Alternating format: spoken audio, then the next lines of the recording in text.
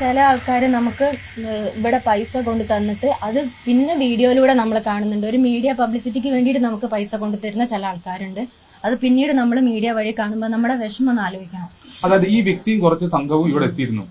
എന്നിട്ട് അപ്പം നമ്മൾ അവന്റെ ഒരു സന്തോഷത്തിന് വേണ്ടി പൈസ കൊടുക്കുന്നു എന്ന് പറഞ്ഞിട്ട് അപ്പൊ നമ്മളത് പിന്നെ ഏത് രീതിയിൽ അത് തിരസ്കരിക്കും. ഇപ്പൊ അത്ര ആൾക്കാർ വരുമ്പോൾ നമുക്കത് മാനസികമായിട്ട് എന്നിട്ട് ചെറിയ പൈസ കൊടുത്തപ്പോൾ അത് എടുത്ത് പിന്നെ യൂട്യൂബിലും മറ്റു മാധ്യമങ്ങളിലും അത് ഓടി നടക്കുക.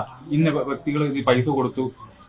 എത്രത്തോളം മ്ലേച്ഛമായ കാര്യങ്ങളാണ് ചെയ്തുകൊണ്ടിരിക്കുന്നത് ആലോചിക്കുക. ഞങ്ങളെ സംബന്ധിച്ചിടത്തോളം ഞങ്ങൾ ആ തലത്തിലേക്ക് എത്തിക്കഴിഞ്ഞിരുന്നു. ലോറി ഉടമല്ല തന്നത്, അദ്ദേഹത്തിന്റെ കൂടെ വന്ന കുറച്ച് ആൾക്കാരായിരുന്നു. 2000 രൂപയാണ് തന്നത്. ഇതെല്ലാം ഓപ്പൺ ആയിട്ട് പറയാൻ കാരണം ഇതിൽ കളങ്കമില്ല, ഞങ്ങൾ ഒന്നും ആഗ്രഹിക്കുന്നില്ല എന്ന് പൊതുസമൂഹത്തിനെ ബോധ്യപ്പെടുത്താൻ വേണ്ടി മാത്രമാണ് ഇത് പറയുന്നത്. പിന്നെ അടുത്ത വിവാദം എന്ന് പറഞ്ഞാല് ഈ അർജുന്റെ ബൈക്ക് ഈ നാളുകളിൽ അവിടെ ഈ പറഞ്ഞ വ്യക്തിയുടെ വീടിനടുത്ത് ഒരു വർക്ക്ഷോപ്പിൽ നന്നാക്കാൻ കൊടുത്തിരുന്നു. അപ്പോ അത് അർജുവേട്ടൻ പോകുന്നതിന്റെ കുറച്ച് മുന്നെയാണ് നന്നാക്കാൻ കൊടുത്തത്. പക്ഷെ ഇപ്പോ അത് അർജുവേട്ടൻ നന്നാക്കാൻ കൊടുത്ത് അവരുടെ വീട്ടിൽ വെച്ചെന്ന് പറഞ്ഞിട്ട് അവരതിനെ സംരക്ഷിക്കുക. അതായത് ആ വ്യക്തിയാണ് ഇതെല്ലാം നന്നാക്കിയെടുത്ത് ഇതൊരു യൂട്യൂബ് ചാനൽ വന്നതാണ്. അർജുന്റെ ബൈക്ക് പെയിന്റ് അടിച്ച് വെച്ചിട്ടുണ്ടായിരുന്നു മനാഫ്ക എന്ന് പറഞ്ഞിട്ട് ഒരു യൂട്യൂബ് ചാനൽ വന്നതാണ്. ഇതിങ്ങനെ സ്പ്രെഡ് ആവുക. അപ്പോ എല്ലാരും പറഞ്ഞില്ല വെച്ചാല് നമ്മള് പൈസ കൊടുത്ത് നന്നാക്കിയ വണ്ടിയാണ്. ഇത് ഈ ജൂലൈ 10 നന്നാക്കിച്ച വണ്ടിയാണ്. ഈ സംഭവം നടക്കുന്നതിന്റെ എത്ര മുന്നേ നടന്ന സംഭവമാണ്. ഞാൻ ഇന്നിപ്പോ പണിക്ക് പോയി വന്നതാണ്. പക്ഷെ എനിക്ക് ഒരു ആൾക്കാരെ മുന്നിൽ ഫേസ് ചെയ്യാനൊക്കെ ഒരു ചടപ്പായിട്ട് തിരികെ വന്നതാണ്. അപ്പൊ ഈ ബൈക്കിന്റെ കാര്യം ഇതാണ് ഞാൻ പറഞ്ഞത്. നമ്മുടെ വൈകാരികത ചൂഷണം ചെയ്ത് മാർക്കറ്റ് ചെയ്യുന്ന നമുക്ക് ഇത്രയും ആവശ്യപ്പെടാനുള്ളൂ. അദ്ദേഹത്തിന്റെ രീതിയിൽ മുന്നോട്ട് പോട്ടെ, ഒരു കുഴപ്പമില്ല. പക്ഷെ അർജുന്റെയും ഞങ്ങളുടെ കുടുംബത്തിന്റെയും വൈകാരികത ചൂഷണം ചെയ്ത് മുന്നോട്ട് പോകരുത് എന്നാണ് വിനീതമായിട്ട് അഭ്യർത്ഥിക്കാനുള്ളത്. ഇനിയും ആ നടപടിയും ആണ് മുന്നോട്ട് പോകുന്നുണ്ടെങ്കിൽ ഞങ്ങൾക്ക് പ്രതികരിക്കേണ്ടി വരും, ഇനിയും പ്രതികരിക്കേണ്ടി വരും. ഈ രീതിയിലല്ല, ശക്തമായിട്ട് തന്നെ ഇനിയും പ്രതികരിക്കേണ്ടി വരും എന്ന കാര്യം ഞങ്ങൾ വിനീതമായിട്ട് പറയാണ്. പിന്നെ ഈ ഘട്ടങ്ങളിലൊക്കെ അമ്മ എന്ന് പറഞ്ഞാല് വളരെ ആർക്കും മിങ്കിൾ ചെയ്യാൻ പറ്റുന്ന ഒരാളാണ്. അമ്മയുടെ വൈകാരികത്തെ പല രീതിയിൽ ഇവർ ചൂഷണം ചെയ്തിട്ട് ദിവസം ഫോൺ കോൾ ചെയ്യുന്നു, അല്ല മെസ്സേജ് അയച്ചു. ഞങ്ങൾ എപ്പോഴും മെസ്സേജ് അയക്കുന്നു, അമ്മയുമായിട്ട് ഡെയിലി മെസ്സേജ് അയക്കുന്നു. ഇല്ലാത്ത കാര്യങ്ങളൊക്കെ പറഞ്ഞുകൊണ്ടാണ് പിന്നെ അടുത്ത മാർക്കറ്റിംഗ്. അമ്മയുമായിട്ട് അല്ലെങ്കിൽ ഈ കുടുംബവുമായിട്ട് ഒരുപാട് ബന്ധമുണ്ട് എന്ന് പിന്നെ അന്ന് തന്നെ അവിടെ നിന്ന് അറിയാം നമുക്ക്. പിന്നെ ഈശ്വർ മാൽപേ തിരിച്ചു പോകുന്നതുമായിട്ട് ബന്ധപ്പെട്ട ഒരു വിവാദം ഉണ്ടായിരുന്നു. ആ വിവാദത്തിൽ അവർ ചെയ്ത പണി എന്താ വെച്ചാല് അമ്മയെ അമ്മയ്ക്കറിയില്ല അത് ലൈവിലാണ് പോകുന്നത്. അമ്മേനെ വിളിച്ചിട്ട് ഫോൺ കൊടുത്തിട്ട് മാധ്യമങ്ങളുടെ മുന്നിൽ വെച്ചു. നമുക്ക് എത്ര മെച്ചപരമായിട്ടുള്ള കാര്യങ്ങൾ അദ്ദേഹം ചെയ്തെന്ന് നോക്കൂ. എന്നിട്ട് അതിനുശേഷം പിന്നെ അമ്മ വളരെ പിന്നെ വൈകാരികമായിട്ട് നിൽക്കുകയും അമ്മയ്ക്ക് ഇതിനിടയ്ക്ക് ഒരു ഓപ്പറേഷൻ കഴിഞ്ഞിട്ടുണ്ടായിരുന്നു. സ്ട്രോക്കിന്റെ ഇഷ്യൂ മൂലം ഇനിയൊരു ഓപ്പറേഷൻ സാധ്യമല്ല എന്നുള്ള ഡോക്ടർ വ്യക്തമായിട്ട് പറഞ്ഞ സംഭവമാണ്.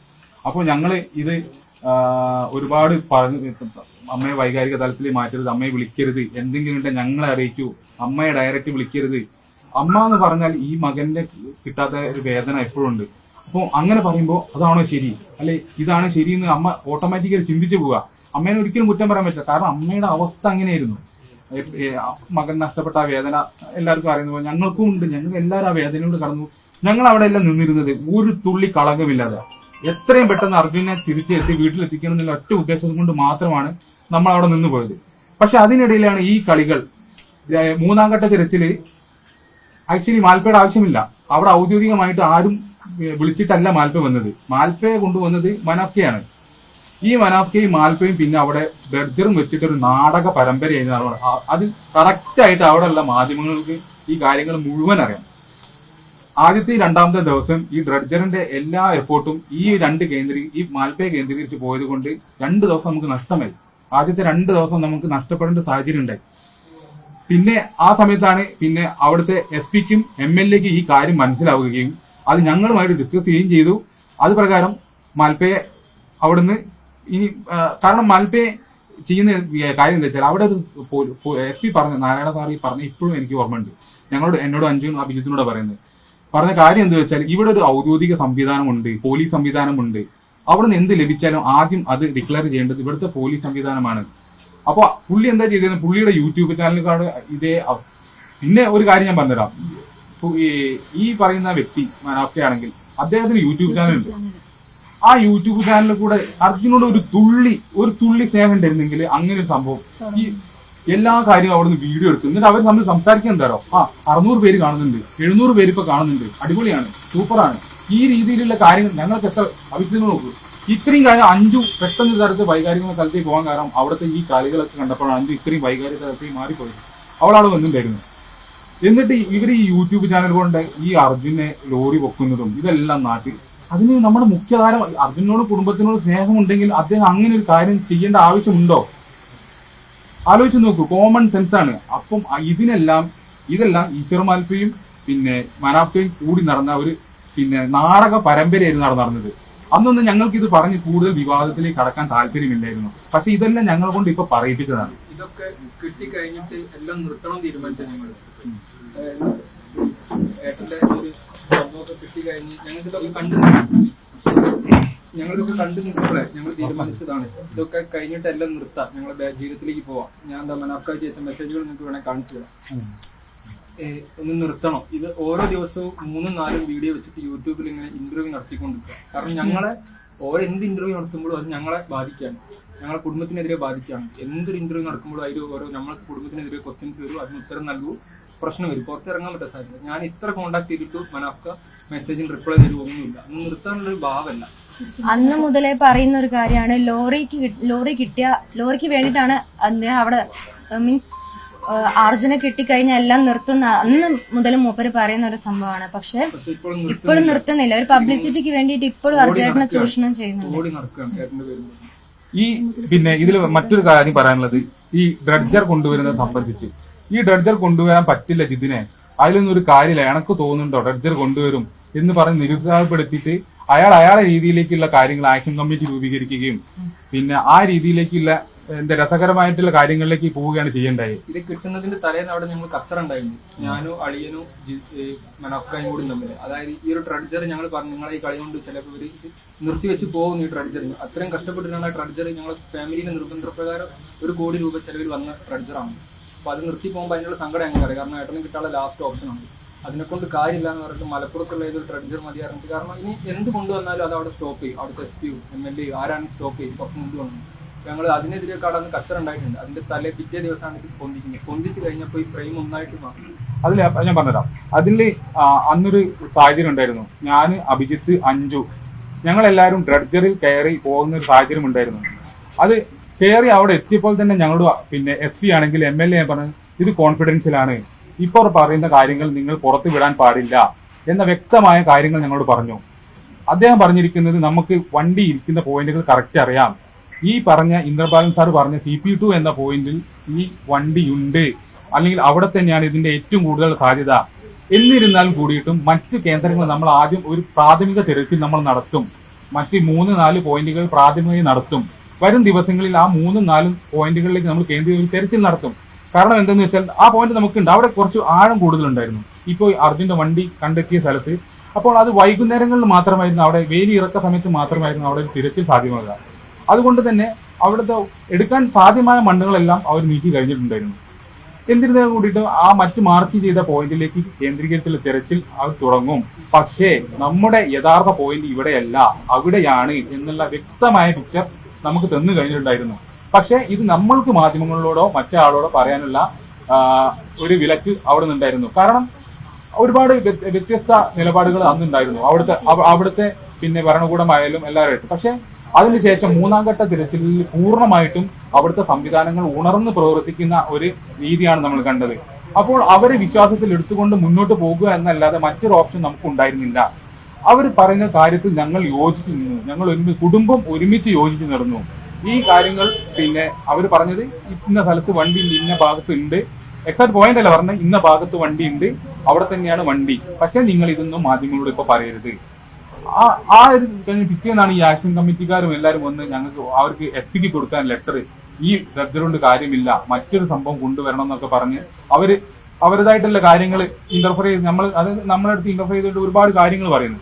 നമുക്കൊന്നും ഒരിക്കലും ഉൾക്കൊള്ളാൻ പറ്റുന്നില്ല. നമുക്കറിയാം എത്രത്തോളം പിന്നെ കാത്തിരുന്നിട്ടാണ് ഈ ഡ്രഡ്ജർ അവിടെ എത്തി. കാലാവസ്ഥ വെല്ലുവിളിയായിരുന്നു, ഒരുപാട് പ്രതികൂല സാഹചര്യങ്ങളെ തരണം ചെയ്തുകൊണ്ടായിരുന്നു ആ ഡ്രഡ്ജർ അവിടെ എത്തിയത്. ആ ഡ്രഡ്ജർ എത്തുന്നതിൽ രാഘവേട്ടനാണെങ്കിലും AK ഇവർക്കെല്ലാം അറിയാം അതിന്റെ എത്രത്തോളം ത്യാഗം സഹിച്ചിട്ടാണ് അവിടെ എത്തിയതെന്നുള്ളത്. അപ്പൊ ഇങ്ങനൊരു സംഭവത്തെ അവർ തകർക്കാൻ ശ്രമിക്കുക എനിക്ക് ഉറപ്പായിരുന്നു. അന്ന് ഡ്രഡ്ജറിൽ കയറ്റി വന്നപ്പം ഞങ്ങളോട് SP MLA പറഞ്ഞ കാര്യമുണ്ട്, നിങ്ങൾ മനാഫിനെതിരെ എനിക്ക് റിട്ടേൺ കംപ്ലൈന്റ് തരൂ, അദ്ദേഹം ഇതിനെല്ലാം വഴി തിരിച്ചു വിടുന്നുണ്ട്, 5 മിനിറ്റ് കൊണ്ട് ഞങ്ങൾ അദ്ദേഹത്തെ ഇവിടെ തുരത്താം. പക്ഷെ ഞങ്ങളത് ചെയ്തില്ല. അത് ചെയ്യല്ലേ ഇനി ഞങ്ങളത് ചെയ്തില്ല. ഞങ്ങളിപ്പോൾ പറഞ്ഞ SP കാർവാർ SP MLA രണ്ടുപേരും ഞങ്ങളോട് പറഞ്ഞ കാര്യമാണ്. പക്ഷെ നമ്മൾ അതിന് കൂട്ടുനിന്നില്ല. കാരണം നമ്മൾ അങ്ങനെ ഒരിക്കലും ചെയ്യില്ല. നമുക്ക് അഭിപ്രായ വ്യത്യാസങ്ങൾ ഉണ്ടായിരുന്നു, അതൊക്കെ ശരി. പക്ഷെ നമ്മൾ അങ്ങനത്തെ ഒരു കാര്യം നമ്മൾ ചെയ്തില്ല. അങ്ങനെ ഈ ആക്ഷൻ കമ്മിറ്റിക്കാർ വരികയും ഈ രീതിയിലുള്ള നിങ്ങൾക്ക് തോന്നുന്നുണ്ടോ അവിടെ ചുറ്റും ഞങ്ങൾക്കെല്ലാം വ്യക്തമായ കാഴ്ചപ്പാടുണ്ട്. അതിന് പുറത്താണ് അവിടെ നിൽക്കുന്നതും എല്ലാ കാര്യങ്ങളും. എപ്പം എങ്ങനെ കിട്ടും എന്നുള്ള എല്ലാ കാഴ്ചപ്പാട് കൂടിയിട്ടാണ് നമ്മൾ അവിടെ നിൽക്കുന്നത്.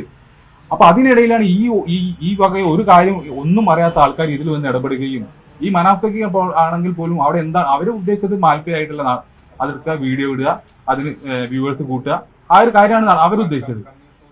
അപ്പം ഈ വ്യക്തമായുള്ള കാര്യങ്ങൾ ഞങ്ങൾ അവിടെ ധരിപ്പിച്ചു. അതിനുശേഷമാണ് മാധ്യമങ്ങളെല്ലാം ആ ഡ്രഡ്ജറിൽ കയറ്റിയത്.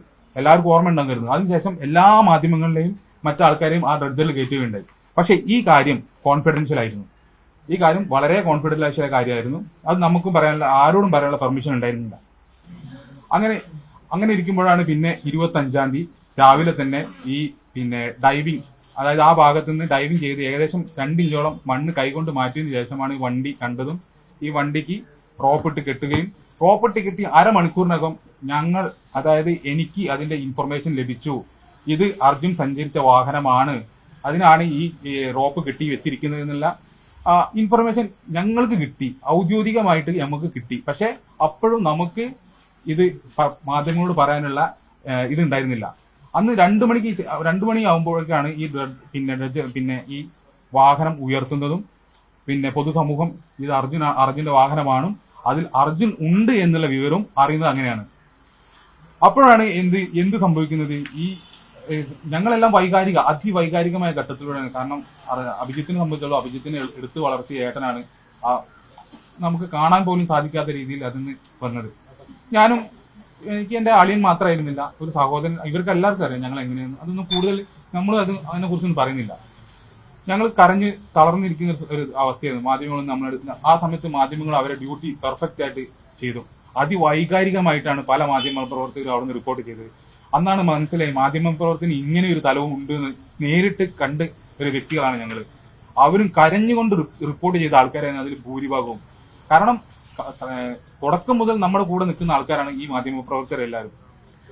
അപ്പോ ഈ സമയത്താണ് പുള്ളി അവിടെ നിന്ന് പറയുന്നത് ഗംഗാവലി പുഴയിൽ അങ്ങനെ അർജുനെ ഇട്ടു പോകാൻ ഇല്ല എന്ന് പറഞ്ഞിട്ട് ഒരു ഡയലോഗ് അടിച്ചതും അത് സോഷ്യൽ മീഡിയ ഏറ്റുപിടിച്ചും അതിന്റെ കൂടെയാണ് ഈ കാര്യങ്ങളൊക്കെ പിന്നീടുള്ള കാര്യങ്ങളും എല്ലാം ഉണ്ടായത്.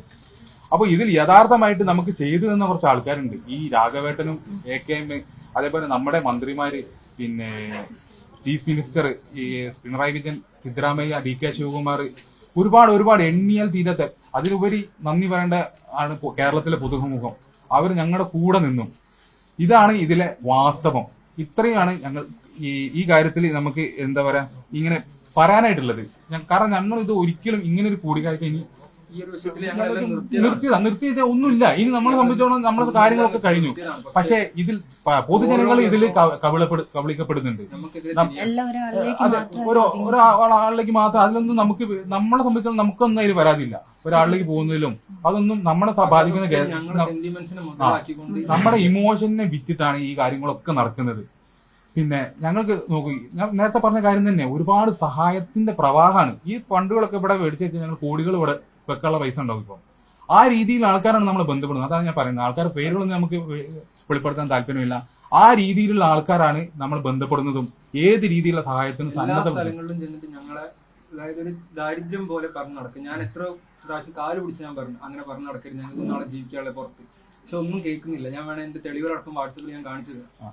ഇതിലൊക്കെ പറയുന്നത് എന്തായാലും ഈ കുടുംബത്തിനെ ഇവരെല്ലാം പഠിപ്പിക്കാൻ ഉപയോഗിക്കുന്നതാണ് ഈ ഫണ്ട് 70,000 രൂപ ഒന്നും അവന് തികയാത്തുന്ന. ആകെ ആ ഒരു കമ്പനി കയറിയിട്ടുണ്ട് ഒരു കൊല്ലം 3 വർഷമായി എന്നാണ് എല്ലാരും പറഞ്ഞു നടക്കുന്നത്. ആകെ 1 വർഷമായിട്ടുള്ളൂ.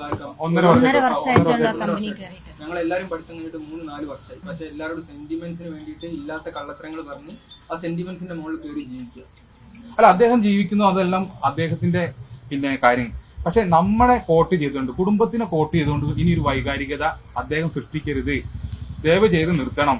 ഇല്ലെങ്കിൽ ഞങ്ങൾക്ക് അത് നിയമപരമായിട്ട് പോകേണ്ടി വരും. കാരണം കുറെ ബന്ധപ്പെട്ട് നേരിട്ട് നിർത്താൻ വേണ്ടിയിട്ട് നിൽക്കുന്നില്ല. അതുകൊണ്ട് മാത്രം ഞങ്ങൾ ഈ കഴിഞ്ഞ 3 ദിവസം ഞങ്ങൾ നേരിട്ട് ബന്ധപ്പെട്ട് നിർത്താൻ വേണ്ടിയിട്ട്, പക്ഷെ നിർത്തുന്നില്ല. ഓരോ ദിവസം പുതിയ 3 യൂട്യൂബ് ചാനലുകൾ. പിന്നെ നിങ്ങളൊക്കെ ശ്രദ്ധിച്ചിട്ടുണ്ടാവും, ഒരാൾക്ക് അറിയാത്ത ഏതൊരു നമ്പറിൽ നിന്ന് കോള് വന്നാലും അത് മറ്റൊരാൾ വീഡിയോ എടുക്കും, എന്നിട്ട് അത് സ്പീക്കറിൽ ഇട്ടിട്ട് ഇങ്ങനെ ഒരു സെന്റിമെന്റ്സ് ഓഡിയോ പോലതാക്കിയിട്ട് നന്ദി പറയുന്ന വീഡിയോസ് അതിങ്ങനെ ഡെയിലി ഇട്ടുകൊണ്ടിരിക്കുക. ഇതൊക്കെ അതാണ് ഞാൻ പറഞ്ഞത്. ആവശ്യമില്ല. അയാളെ മനാഫ്ഖാനെ സംബന്ധിച്ച് അയാളെ കാര്യം എന്തായിരുന്നു? അർജുനെ കണ്ടെത്തുക, ലോറി കണ്ടെത്തുക, പിന്നീടുള്ള അയാളെ പേഴ്സണലായിട്ട് കാര്യം. പക്ഷെ ഞങ്ങളുടെ കോട്ട് ചെയ്തത് കുടുംബത്തിനെ മറ്റുള്ളവർ മുന്നിൽ പിന്നെ വ്യക്തിഹത്യ ചെയ്തത്, അത് തന്നെ പറയാനുള്ളത്.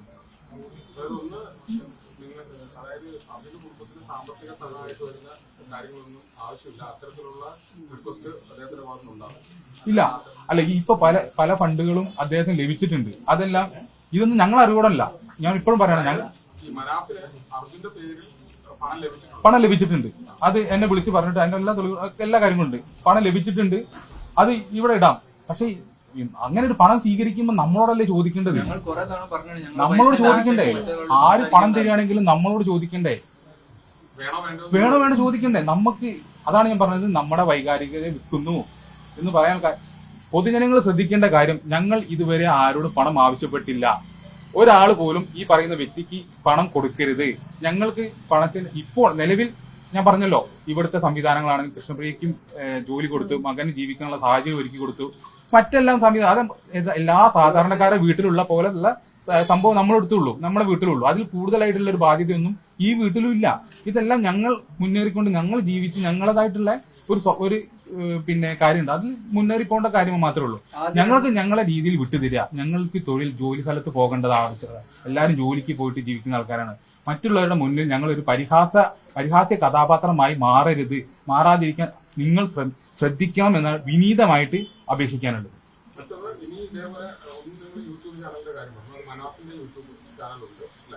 മനാഫിന്റെ മറ്റ് ഇനി ഈ ഫണ്ട് സ്വീകരിക്കുന്നതോ പിന്നെ അല്ലെങ്കിൽ ഈ വ്യക്തിപരമായിട്ട് അവഹേളിക്കുന്ന രീതിയിലുള്ള അർജുൻ, അതായത് ഇത് ഞങ്ങൾക്കെല്ലാം അച്ഛനാണെങ്കിലും നോക്കൂ, അച്ഛൻ പശുവിനെ പോറ്റിട്ടാണ്, പശുവിനെ വളർത്തിയിട്ടാണ് ഞങ്ങൾ ഈ കുടുംബം പോകുന്നത്. പിന്നെ ഇവര് ജോലിക്ക് പോകുന്നത്, അനിയത്തി ജോലി പോകുന്നത്, എന്റെ വൈഫ് ജോലി, ഞങ്ങളെല്ലാവരും ഇതൊന്നും ഇവിടെ പറയാൻ ഞങ്ങൾക്ക് താല്പര്യമില്ല എങ്ങനെയാണെന്നൊന്നും. ഇത് ഇനിയും ഇങ്ങനെയാണ് മുന്നോട്ടെങ്കിൽ ഞങ്ങൾ നിയമപരമായിട്ട് മുന്നോട്ട് പോകും. തീർച്ചയായിട്ടും ഒരു PR വർക്കാണ് ഇതിൽ നടക്കുന്നതാണ് ഞങ്ങൾക്ക് മനസ്സിലാക്കിയത്. ആദ്യഘട്ടം അങ്ങനെയല്ല, അതാണ് ഞാൻ പറഞ്ഞത്. ആദ്യം ഈ പുള്ളി ഞങ്ങൾ അതുകൊണ്ട് തള്ളി പറയാതിരിക്കാൻ കാരണം ആദ്യഘട്ടത്തിൽ അങ്ങനെയല്ലായിരുന്നു. ആദ്യഘട്ടത്തിൽ മനാഫ് ഞങ്ങളെല്ലാം ഒരുമിച്ച് തന്നെയായിരുന്നു, ഒരേ ദിശയിലായിരുന്നു. പിന്നീടാണ് ഈ 2ാം ഘട്ടത്തിന് ശേഷമാണ് അവർ വേറെ രീതിയിലേക്ക് പോവുകയും യൂട്യൂബ് ചാനൽ ഉണ്ടാക്കുകയും യൂട്യൂബ് ചാനൽ ഉണ്ടായത് ഈ ലോറി ഉടമ മനാഫ് എന്നുള്ള ഒരു പേര്, ആ ഒരു ബ്രാൻഡ് അന്നേക്ക് കയറിയിരുന്നു. അതാണ് അയാള് മനസ്സിലാക്കിയത് ശേഷമാണ് ഈ ഒരു യൂട്യൂബ് ചാനൽ ഉണ്ടാക്കിയത്. അതൊക്കെ അദ്ദേഹത്തിന്റെ അല്ല, ഈശ്വർ മാൽപ്പ ഞങ്ങൾ സഹായിച്ചിട്ടുണ്ട് 1ാം ഘട്ടത്തിൽ 2ാം ഘട്ടത്തിലും. 3ാം ഘട്ടത്തിൽ അനാവശ്യമായ ഇടപെടൽ മാത്രമാണ്. അത് ഞങ്ങൾക്കും ബോധ്യപ്പെട്ട കാര്യമാണ്. അവിടുത്തെ സംവിധാനത്തിന് ഞങ്ങൾ പറഞ്ഞിട്ടില്ല പിന്നെ മാൽപ്പയെ പറഞ്ഞേക്കുന്നതൊന്നും, ഇപ്പോഴും പറയാണ്. അത് അവിടുത്തെ ഭരണകൂടത്തിന് തന്നെ മനസ്സിലായി ഇത് വേറെ രീതിയിലേക്കാണ് തിരച്ചിൽ പോകുന്നത്. അവരവിടുന്ന് ഒരു സാധനം എടുക്കുന്നു, അപ്പോഴതിന് വീഡിയോ എടുക്കുന്നു, അപ്പോൾ ഡ്രഡ്ജർ വരുന്നു, ഇങ്ങോട്ട് വരുന്നു, എടുക്കുന്നു. അതായത് നമ്മൾ കേന്ദ്രീകരിച്ച പോയിന്റിലേക്ക് തിരച്ചിൽ നടത്താൻ അനുവദിക്കുന്നില്ല. ഒരിക്കലും കർണാടക ഗവൺമെന്റ് ഇത് തുടങ്ങുമ്പോൾ ഔദ്യോഗികമായി പ്രഖ്യാപിച്ച ഒരു കാര്യമുണ്ട്, ഇത് ഒരു അവസാന ഘട്ട തിരച്ചിലാണ്, ഇതിൽ അപ്പുറം ഇനിയൊരു തിരച്ചിൽ സാധ്യമല്ല എന്ന പൂർണ്ണമായിട്ടുള്ള ഇൻഫർമേഷൻ ഞങ്ങൾക്ക് പാസ് ചെയ്യും. അത് കാർവാർ ML അന്നത്തെ പത്രസമ്മേളനത്തിൽ അവിടെ വ്യക്തമായിട്ട് പറയുകയും ചെയ്ത സംഭവമാണ്.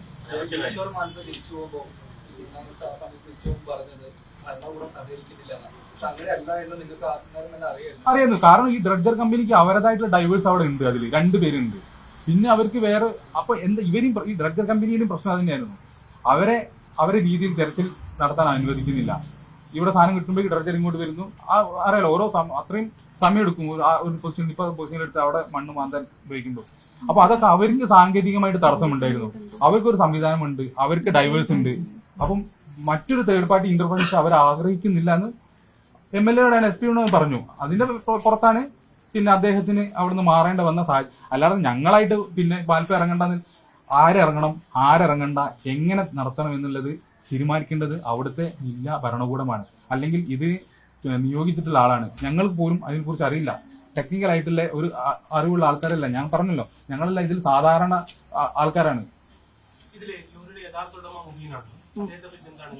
അല്ല അത് യഥാർത്ഥ ഉടമ എന്ന് വെച്ചാൽ RC ഓണറാണ്. അദ്ദേഹമാണ് ഇതിന്റെ എല്ലാ കാര്യങ്ങളും ചെയ്യുന്നത് എന്നാണ് ഞാൻ മനസ്സിലാക്കിയത്, ഞങ്ങൾ മനസ്സിലാക്കിയത് അങ്ങനെയാണ്. അപ്പം അദ്ദേഹത്തിന്റെ പിന്നെ ഞങ്ങൾ ഏറ്റവും കൂടുതൽ സപ്പോർട്ടായിട്ട് അർജുന് വേണ്ടി ആത്മാർത്ഥതയോടെ ഞങ്ങൾ കൂടെ നിന്ന്, അതായത് ഉള്ളിൽ അർജുൻ നഷ്ടപ്പെട്ടതിന് വേദനയോടെ നിന്ന ഒരു വ്യക്തിയാണ് മുബീന്.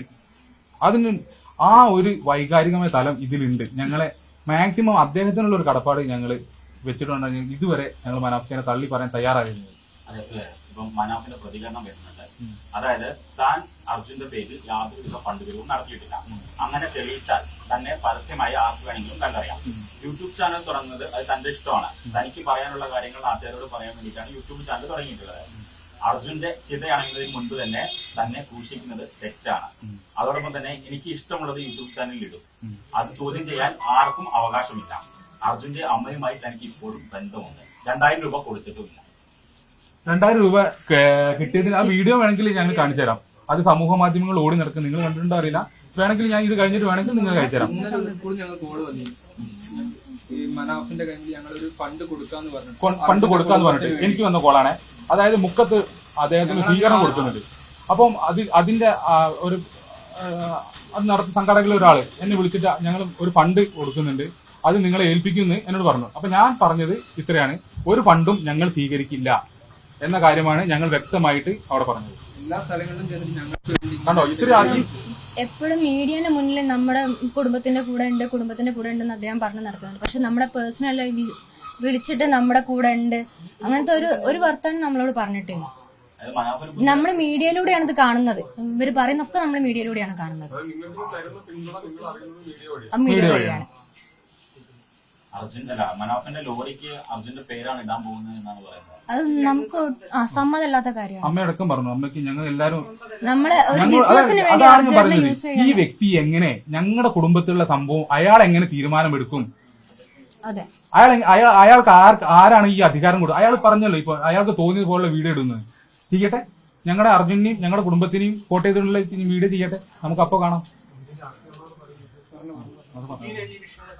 സംസാരിച്ച അദ്ദേഹം നിസ്സഹായാവസ്ഥനാണ്. അദ്ദേഹം പറഞ്ഞാൽ ഇയാൾ കേൾക്കില്ല. ഇതിനപ്പുറത്ത് എന്തെങ്കിലും പ്രശ്നം വരികയാണെങ്കിൽ ഇതിനപ്പുറത്ത് എന്ത് പ്രശ്നം വരികയാണെങ്കിലും അതിനുള്ള മൊത്തം തെളിവും എന്റെ ഉണ്ട്. ആരും, അതായത് സ്വന്തം കുടുംബക്കാർ വരെ മുട്ടകളെ പറ്റി പറയുന്ന സാധനങ്ങൾ എന്റെ കയ്യിലുണ്ട്. ആരും എനിക്ക് പേടിക്കണം. പിന്നെ 27-ാം തീയതി സന്ധ്യക്ക് 27-ാം തീയതി സന്ധ്യക്ക് മനാഫ് ഒരാളെ കൊണ്ടുവന്നിട്ട് പറഞ്ഞു 2.5 മാസത്തെ സെന്റ് ഓഫ് കൊടുത്തിട്ട് വിടുകയാണ്. വലിയ ഹോട്ടലിൽ പോയി ഇഷ്ടമുള്ള ഭക്ഷണം സെന്റ് ഓഫ് പാർട്ടി കഴിഞ്ഞ് വരികയാണ്. നാളെ അർജുൻ വന്നിട്ട് ഈ ആള് പോവുള്ളൂ. ഇവിടേക്ക് എല്ലാവർക്കും ഒരു ആഘോഷമാണ്. ഞങ്ങൾ സംഘടനത്തിൽ നിൽക്കുമ്പോൾ അയാൾ സെന്റ് ഓഫ് നടത്തിയിട്ടാണ് ആഘോഷം. ഇതൊന്നും ഞങ്ങൾക്ക് ഇവിടെ വന്ന് പറയേണ്ട ആവശ്യം പറയിപ്പിച്ചതാണല്ലോ. ഞങ്ങളിതൊക്കെ നിർത്തിയതാണ് മിഞ്ഞാന്ന്. അതായത് 3 ദിവസം ഞങ്ങളെല്ലാം നിർത്തി ബാക്ക് ടു ലൈഫിലേക്ക് വന്ന ആൾക്കാരാണ്. അത് ഞങ്ങള് റൂമിൽ കുറെ ആളുകളുണ്ട്. ഞങ്ങളെ കസിൻസ് ഒക്കെ റൂമിൽ ഇങ്ങനെ വിഷമിച്ചിരിക്കുകയാണ്. എന്നോട് പറഞ്ഞു, അമ്മ ഞങ്ങൾ വന്നിട്ടോ ഈ അടുത്തൊരാളെ കൊണ്ടുവന്നു, ഈ ആൾക്ക് ഞാൻ സെന്റ് ഓഫ് കൊടുത്തതാണ്. പിന്നെ ഞങ്ങൾ സെന്റ് ഓഫ് പാർട്ടി കഴിഞ്ഞ് വിടുകയാണ്. 2.5 മാസത്തെ സെന്റ് ഓഫ് കഴിഞ്ഞ് ഇന്ന് പിരിച്ചു വിടുകയാണ്. ഞങ്ങളുടെ ജീവിതത്തിൽ തിരിച്ചു വരാൻ മനാഫ് എന്ത് വേണം ആക്കിക്കോട്ടെ എന്ന് വിചാരിച്ചു. പക്ഷെ ഇത് നിർത്തുന്നില്ല. എങ്ങനെ കോണ്ടാക്ട് ചെയ്തിട്ട് മൂപ്പകളെ നിർത്തുന്നില്ല. ഈ എല്ലാ ദിവസവും ഞാൻ ഇന്നൊരു വീഡിയോ കണ്ടു. അതായത് ഏതൊരു സ്ത്രീ മൂപ്പകളെ വിളിച്ചിങ്ങനെ സംസാരിക്കുകയാണ്. അപ്പൊ ലാസ്റ്റ് ചോദിക്കുകയാണ്, നിങ്ങൾക്ക് അർജുന്റെ സഹോദരന്റെ ഒരു നന്ദി കിട്ടിയില്ലാലോ. അപ്പൊ എന്താ പറഞ്ഞാൽ ഞാൻ ആരെയും നന്ദിക്ക് വേണ്ടിയല്ല ചെയ്യുന്നത്. അതൊക്കെ എന്റെ കുടുംബത്തിന് അതാ പറഞ്ഞു, കുറച്ചെങ്കിലും ഞങ്ങളുടെ കുടുംബത്തിനോട് ഒരു സ്നേഹം ഉണ്ടെങ്കിൽ അത് അങ്ങനെയല്ല അമ്മേ. അവര് പറഞ്ഞത് കറക്റ്റാണ്, ഇത് ഇങ്ങനെ തന്നെയാണ് കാര്യങ്ങൾ എന്നുള്ളത് അങ്ങനെ പറയാണ് അദ്ദേഹം ചെയ്യേണ്ടത്. അതിന് മറിച്ച് ഇപ്പോഴും അദ്ദേഹത്തിന്റെ മനസ്സിലിരിപ്പ് നിങ്ങൾ മനസ്സിലാക്കണം. ഏത് തരത്തിലുള്ള വൈകാരികതയും ചൂഷണം ചെയ്ത് മുന്നോട്ട് പോകുക എന്നുള്ള ഒറ്റ ഉറപ്പുള്ളൂ. ഇതിനൊക്കെ തെളിവ് ഞങ്ങൾ വെറുതെ പറയില്ല. അത് ഇതിന് പുറകിൽ കേസ് അത് ഞങ്ങൾ കൊടുക്കുകയാണെങ്കിൽ നമ്മൾ എവിഡൻസ് നമ്മൾ ഫുൾ എവിഡൻസ് ഉണ്ട്, എല്ലാ കാര്യങ്ങൾക്കും എല്ലാ എവിഡൻസും നമ്മൾ എടുക്കും. ഇന്നിപ്പോ കൃഷ്ണപ്രിയെ വിളിച്ചിട്ട് പോലും എടുത്തിട്ടില്ല. ഞാനൊരു 10-20 മെസ്സേജ് അയച്ചിട്ടുണ്ട്, ഒക്കെ റീഡ് ചെയ്യാൻ പോവുക. കാരണം മൂപ്പറാക്ക് ഇതിന് പിന്നോട്ട് പോകാൻ പറ്റില്ല. ആ ഒരു ലെവലിൽ എത്തിയതിനെ കൊണ്ട് താവുന്നില്ല. എത്ര കോണ്ടാക്ട് ചെയ്തിട്ട് നിർത്തുന്നില്ല. പിന്നെ ഈ പിന്നെ കമന്റുകൾ, നെഗറ്റീവായിട്ടുള്ള കമന്റുകൾ മാത്രമാണ് നമുക്ക് വരുന്നത്. ഈ നമ്മളെ സ്നേഹിക്കുന്ന ആൾക്കാർ പിന്നെ വിളിച്ച് ചോദിക്കുക, ഇങ്ങനെ എന്താണ് ഇവിടെ നടക്കുന്നത്, ഇങ്ങനെയൊക്കെയാണോ എന്തൊക്കെയാണെന്ന്. അപ്പൊ അവർക്കും നമ്മൾ എക്സ്പ്ലനേഷൻ കൊടുക്കേണ്ട ഒരു സാഹചര്യം വരികയാണ്. അത് ഞങ്ങളെ സംബന്ധിച്ചിടത്തോളം വളരെ വേദനാജനകമായ ഒരു കാര്യം തന്നെയാണ്. നമ്മൾ തുടക്കം മുതലേ നമ്മൾ തകർന്നു പോയപ്പോ നമ്മളെ കൂട്ടിപ്പിടിച്ച് കൊണ്ടുവരുന്നത് നമ്മുടെ ചേച്ചിയും ചേട്ടനാണ്. അപ്പൊ അവർക്കെതിരെ എന്ത് വന്നാലും നമ്മൾ അത് പ്രതികരിക്കും.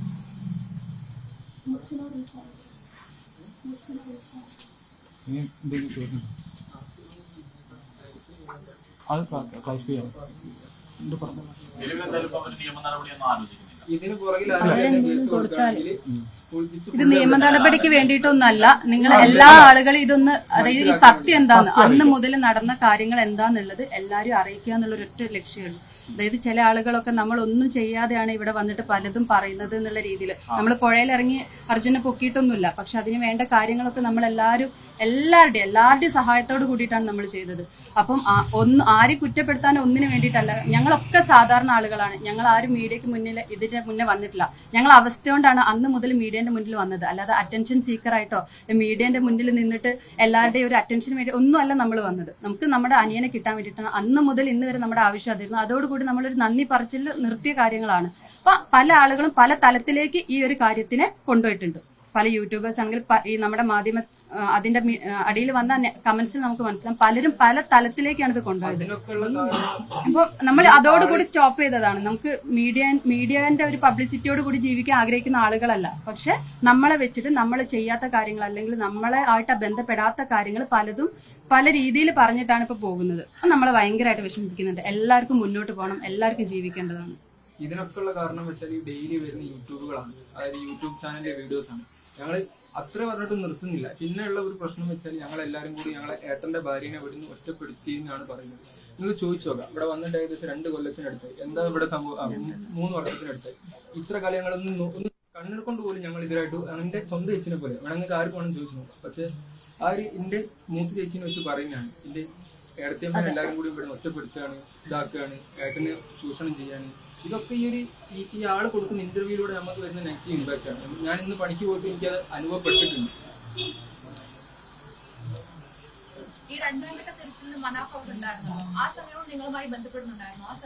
ഉണ്ടായിരുന്നു. ഞാൻ പറഞ്ഞു, രണ്ടാമത്തെ തെരച്ചിൽ വരെ എല്ലാം ഓക്കെ ആയിരുന്നു. പിന്നീടുള്ള ഒരു ഡൈവേർഷൻ ഉണ്ടായി. ഇതിൽ നമ്മൾ ഒരു രീതിക്ക് പോകുന്നു. അദ്ദേഹത്തിന് സ്നേഹം ഉണ്ടെങ്കിൽ ഞങ്ങളോടൊപ്പം ചേർന്ന് ഞങ്ങളുടെ കൂടെ സപ്പോർട്ട് ചെയ്യായിരുന്നു വേണ്ടിയിരുന്നത്.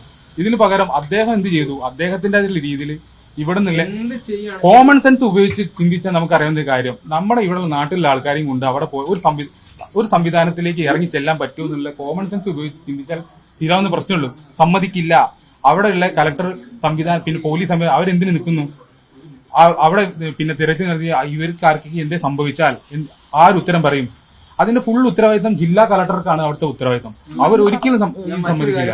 ഇപ്പൊ മൂപ്പരാളി യൂട്യൂബ് ചാനലുകളിൽ വന്ന് പറയുന്നതിന്റെ 70% കൊള്ളത്തരാണ്. അത് ഓരോന്ന് വേണമെങ്കിലും തെളിവടക്കം ഞാൻ കാണിച്ചത്. എനിക്ക് യാതൊരു പ്രശ്നമില്ല. എല്ലാ കാര്യങ്ങളും 70% കൊള്ളത്തരാണ്.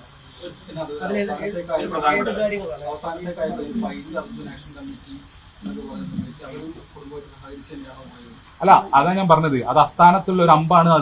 അതിന്റെ ഒരു ആവശ്യം നിലനിൽക്കുന്നുണ്ടായിരുന്നില്ല.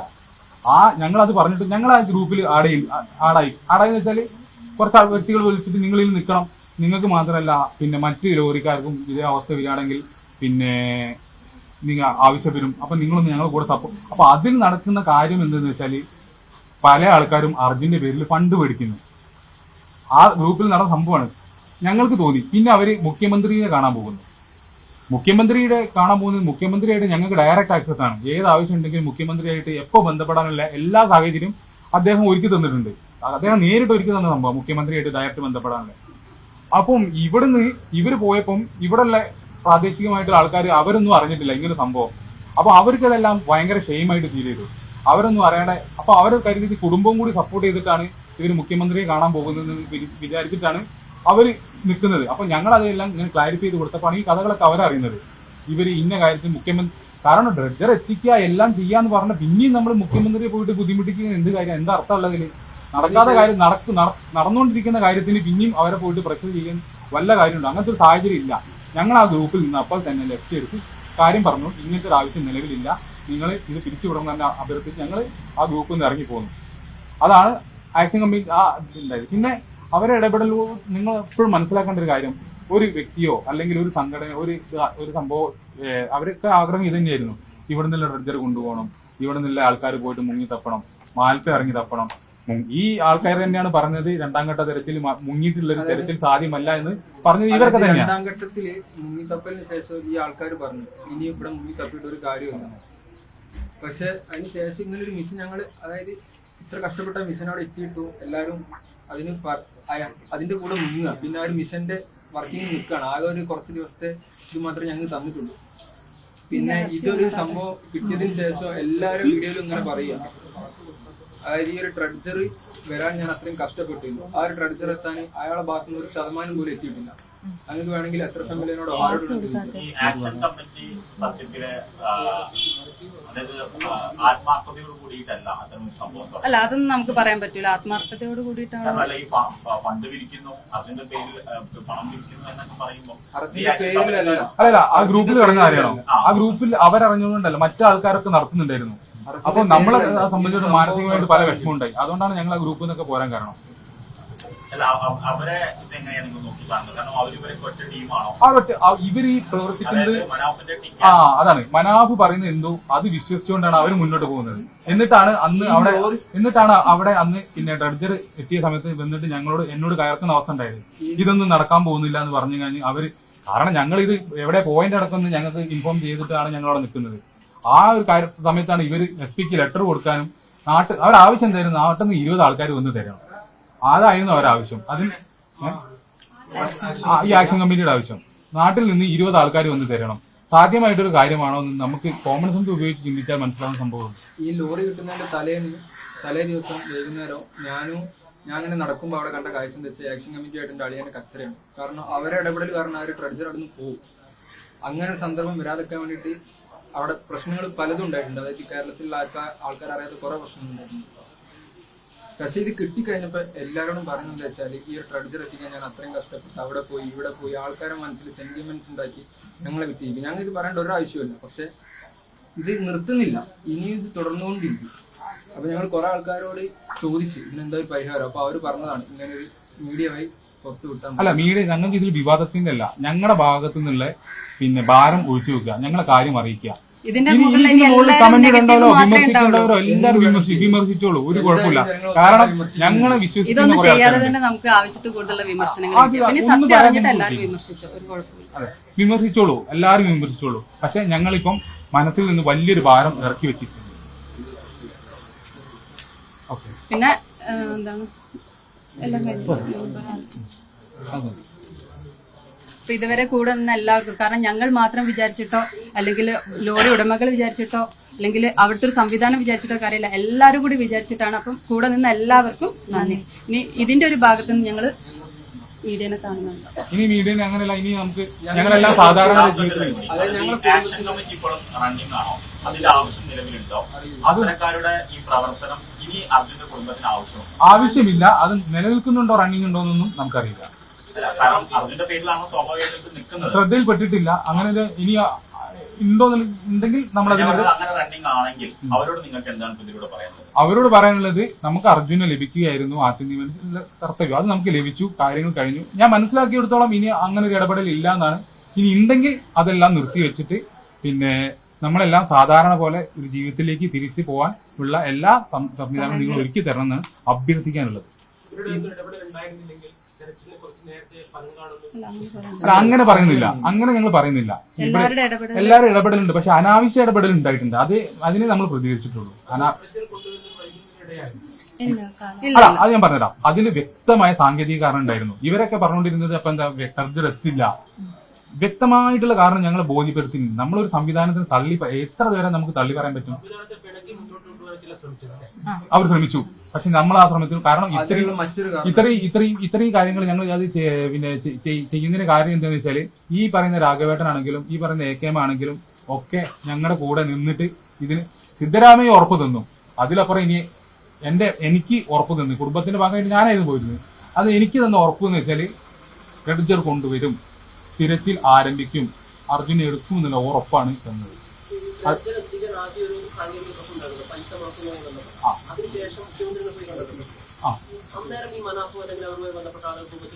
ഇല്ലല്ല, ആരുണ്ടായിരുന്നില്ല. കേരള മുഖ്യമന്ത്രി അതുപോലെ കർണാടക മുഖ്യമന്ത്രി കുടുംബം രാഘവേട്ടനെ പോലുള്ള ജനപ്രതിനിധികളും മാത്രമേ ഉണ്ടായിരുന്നുള്ളൂ, അല്ലാതെ വേറെ പുറത്തുനിന്ന് വേറെ ആരും ഇല്ല ആരില്ല, പുറത്തുനിന്നുള്ള ഒരാളുണ്ടായിരുന്നില്ല. അതിന് ബന്ധമുണ്ടോ? പക്ഷെ ഈ ഇതൊക്കെ കഴിഞ്ഞപ്പോ ഈ ട്രെഡ്ജർ ഞാൻ എത്തിച്ചത് എത്ര കഷ്ടപ്പെട്ടിട്ടുള്ള രീതിയിലാണ് എല്ലാ ഇന്റർവ്യൂവും കാര്യങ്ങളും. അത് ഫേക്ക് ആയിട്ടുള്ള ഇൻഫർമേഷൻ ജനങ്ങളെ എത്തിക്കാം, ഭയങ്കര ഫേക്ക്. ഈ ഒരു വൈകാരിക തലത്തിൽ അത് ജനങ്ങൾ വിശ്വസിക്കുകയും ചെയ്തു. നമുക്ക് ആരും കുറ്റം പറയാൻ പറ്റില്ല. കാരണം രംഗത്ത് കഴിഞ്ഞാൽ കാരണം ഞങ്ങൾ അവിടെ ചോദിക്കാൻ പറ്റുന്ന മാനസികാവസ്ഥയിലല്ലായിരുന്നു. ഞങ്ങൾക്ക് അതിൽ പിന്നെ ഇങ്ങനെ ഒരു കാര്യങ്ങൾ പറയാൻ പറ്റിയ അവസ്ഥയിലായിരുന്നില്ല. കുടുംബമാണെങ്കിലും ഞങ്ങൾ ആ സമയം എന്ന് പറഞ്ഞാൽ അത്രയും വൈകാരികമായിട്ടുള്ളൊരു സമയത്തൂടെയാണ് ഞങ്ങൾ കടന്നു പോയിരുന്നത്. ഞങ്ങൾ എപ്പോഴും ഒരുമിച്ച് സംസാരിച്ചു, കുറെ അങ്ങോട്ടും ഇങ്ങോട്ടും വിളിച്ച് കാര്യങ്ങളും നമ്മൾ പിന്നെ അവിടുത്തെ അതാ ഞാൻ പറഞ്ഞത്, മാധ്യമപ്രവർത്തകർ ഉചിതമായ ഒരു തീരുമാനം. ഞങ്ങൾ ആ സമയത്ത് മയക്കം കൊണ്ട് ആരും നിന്നില്ല. പിന്നെ വരുമ്പോൾ ഞങ്ങൾ കരഞ്ഞു പോയി. പക്ഷെ അങ്ങനെയല്ല, അതാണ് മാധ്യമങ്ങൾ കൂടെ ഞങ്ങൾ. പിന്നെ ഇവിടെ എനിക്ക് വേറൊരു കാര്യം പറയാനുള്ളത്, അർജുനെ ഇവിടെ കിടത്തിയപ്പം എല്ലാ മാധ്യമപ്രവർത്തകരും വന്ന് പുഷ്പാർച്ചന നടത്തിയൊരു വികാരം വരുന്ന ഒരു കാഴ്ച ഞാൻ കണ്ടു. ഞങ്ങൾ ഇപ്പോഴും പറയാറുണ്ട്, മാധ്യമപ്രവർത്തനമല്ല അതിനുപരി അർജുന്റെ കൂടെ നിന്നു എന്നുള്ളതിന്റെ ഏറ്റവും വലിയൊരു തെളിവായിരുന്നത്. ഞങ്ങൾ വളരെ നന്ദി കടപ്പാട് അതിൽ രേഖപ്പെടുത്തുന്നു. ഇതൊരു പക്ഷേ ഒരു പക്ഷേ അല്ല, ഞങ്ങൾ അവസാനം മീഡിയനെ കാണുന്നതാണ്. ഞങ്ങളെ കാര്യങ്ങള് ശേഷം വന്നിട്ടില്ല. ഞങ്ങൾ നിർത്തിയൊരു കാര്യമാണ്. പക്ഷെ ഒരാളെ എത്ര ബന്ധപ്പെട്ടിട്ടും മിണ്ടുന്നില്ല, തിരിക്കുന്നില്ല. കാരണം അവരതിനനുസരിച്ച് പൊക്കുക. എന്തായാലും ഞങ്ങളെ നെഞ്ചത്ത് കയറി പോവുക. അവരെ കുടുംബക്കാർ പോയി നോക്കി, അവരെ ഡയറക്റ്റ് കോണ്ടാക്ട് ചെയ്ത്, പക്ഷെ ഒന്നും ഫലം കാണാതെ ആകുമ്പോഴാണ് ഇന്നും എത്ര വീഡിയോസ് ഇറങ്ങിയിട്ടുണ്ടെന്ന് യൂട്യൂബിൽ മനസ്സിലാവും. എത്ര വീഡിയോസ് നമുക്കാണ് യൂട്യൂബ് ചെയ്യുന്നത്. ഇതൊക്കെ ഞങ്ങൾക്കതൊരു ഭയങ്കര പ്രശ്നമായിട്ട് വരുന്നത്.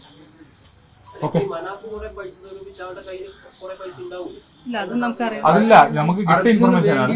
പൈസ ഈ ഒരു സംഭവത്തിന് വേണ്ടിയിട്ടുള്ള രീതിയിൽ പൈസ കളക്ട് ചെയ്തിരിക്കില്ല. പല ആൾക്കാർ ഇവർക്ക് കൊടുക്കുകയാണ്. മനാഫ് നിർബന്ധിച്ചിട്ടായിരിക്കില്ല, അയാൾ നിർബന്ധിച്ചിട്ട് പൈസ മേടിക്കുന്നതായിരിക്കില്ല. അങ്ങനെയല്ല, ഈ അർജുന്റെ കുടുംബത്തിന് കൊടുക്കണം എന്ന് പറഞ്ഞിട്ട് പല ആൾക്കാരും കൊടുക്കുന്നുണ്ടാവും. അതാണ് എന്നോട് പറഞ്ഞിട്ടുണ്ടായിരുന്നത്. അർജുന്റെ മോനൊരു ഫണ്ട് കുറച്ച് ഓരോ ആൾക്കാർ തന്നിട്ടുണ്ട്, ഞാൻ എന്റെ മോനെ ഡെപ്പോസിറ്റ് ഇടാം എന്ന് എന്നോട് പറയാൻ കാരണം അതായിരിക്കാം. അദ്ദേഹം മനഃപൂർവ്വം മേടിക്കുന്നുണ്ടെന്ന് ഞാൻ കരുതുന്നില്ല.